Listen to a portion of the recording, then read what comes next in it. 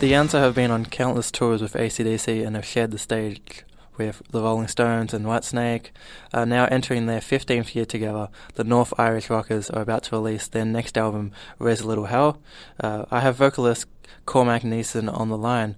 Thanks for joining us. How's it going? It's going pretty good. Looking forward to getting back out on the road and promoting a new record. Yeah, sweet. So yeah, how are you feeling in the lead up to the release on March the 3rd? Yeah, pretty excited. It's always at the moment with anticipation of releasing the record. You're not sure how people are gonna take it, whether they hear the same promise in it that we obviously do. But that's kind of out of our hands now. What we do know is that we put our heart and soul into this record, and we think we've got a great album. So we're hoping, our fans enjoy it, and that we can pick up a few extra fans along the way. Yeah, sweet. So what was the recording process like with producer Will Mayer? I mean, you've worked with him quite often in the past. Yeah, I know it was great to do a full album with Will. He was actually our in-house engineer at Albert Productions, who were our record label for our first two albums. So if you kind of look across our back catalogue, his name pops up quite a lot, and he's always the first guy. When he hears that we're making a new album, he's always that guy ringing up saying, can I do it? I think I could do it really good. And this time round, we get him the chance. And it, in fact, deliver and took us over to his own studio in Spain, which was a lot of fun too. And we just had a great old time making some quality, good time rock and roll music. Yeah, wicked. So I've given the album a listen, and it's a really awesome listen. What did you want to achieve on this record? We didn't really set ourselves any particular remit. We just wanted to have a good time doing what we do, making music. Making music for the sheer joy of making music. Basically, it kind of reminded me of the same spirit whenever we were making our first record. Whenever you didn't have any record label pressures or pressures from the fans or management or anybody, we just tried to block out all that background noise this time round and just focus in on writing good songs, getting a good vibe in the studio, and getting those songs down. You've got I Am What I Am and Long Live the Renegades. You've just released that song as well, out in the public. How would you say that those two songs preview the sound of the record? Yeah, I think that's a good slice of the record right there. They're two pretty up-tempo blues rockers, and that thread definitely makes its way throughout the record. I think there's a few extra flavours on there, which maybe those two songs don't do justice to. It's quite a diverse album with a lot of light and shade. So I mean, while that's a good representation of the record, I think there'll be a few surprises in there if you're listening to the album from start to finish. Yeah, sweet. Well, Long Live the Renegades is probably one of my favourite tracks on the album. What's the story behind that track? Yeah, it's just an anthem for anybody who dares to be different, man. Whether you be a musician, an artist, a writer, or just a crazy person. It's a song that says, be who you want to be and be proud. That's really what it boils down to. Yeah, so on your upcoming album launch tour in the UK, you're running a fan poll on the set list. Where did you get that idea from?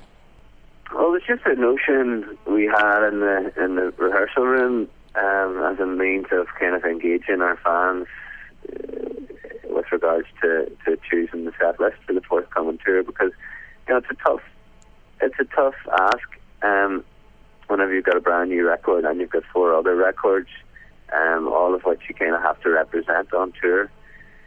You don't have to, but all our fans have different records that would be their favourite records. So we try to play a couple of songs from every album, as well as a big chunk of new stuff, obviously. So putting a fan poll on Facebook and getting them to pick their favourite songs seemed like a logical way of doing it. It's a good way to kind of suss out where our fan base's heads are at as well.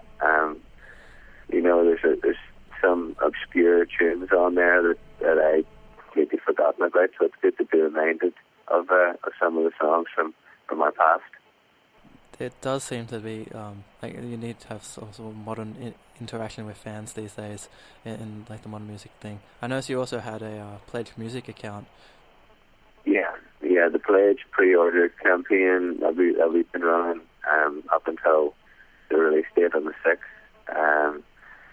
It's just, it's one of those at our disposal. We thought we'd use it. It's kind of, it makes a lot of sense on a number of different levels, and that it's a very well coordinated pre-order campaign because all the people at Pledge are running it. But then if you add a record label support to that, then you've got two very efficient teams working the record already. And then on top of that, most importantly, is that you get to offer a bunch of extra stuff for kind of our hardcore fan base who would really appreciate it. You can pre-order the record, but as well as that, you can get stuff like signed lyric sheets, signed and one of Paul's guitars. You can book us in to come and play in your house. Yeah. So there's a whole spectrum of really weird, wonderful stuff that you can get on top of the actual record. So it just works well for everybody involved. Yeah, exactly. I mean, with like the internet these days, you're able to add that extra layer of interaction between you guys and the fans. Yeah, and you got to use that extra layer because, I mean, a lot of people spend a lot of time complaining about how nobody pays for music these days, but you forget about you get a tool to get your music out there, if you look at the tool. Yeah, man. I caught you guys on tour with the Eagles of Death Metal back in 2007. How'd you find that tour? That was a fun tour. That was our first trip to Australia. The guys and the Eagles of Death Metal were a lot of fun to do with. A lot of parties. It was just a really fun few weeks and a great introduction to the side of Australia. I hear you may have some future Australian plans later this year. Yeah, I mean, it would be our intention to get to Australia kind of the back end of the year. Where when the record gets put out in March, we head straight off on tour in the UK. Then we go to Europe, and then we head to the States after that. A bunch of European festivals over the summer and a bit more time in the States. So, we'd be talking like September, October time ideally to get back down to Oz. And it's something that I'm constantly kind of nagging our booking agent about because, let's face it, we don't want you folks forgetting about us down there, Yeah, awesome. We definitely look forward to a return from you guys. What else can we expect in the future from The Answer?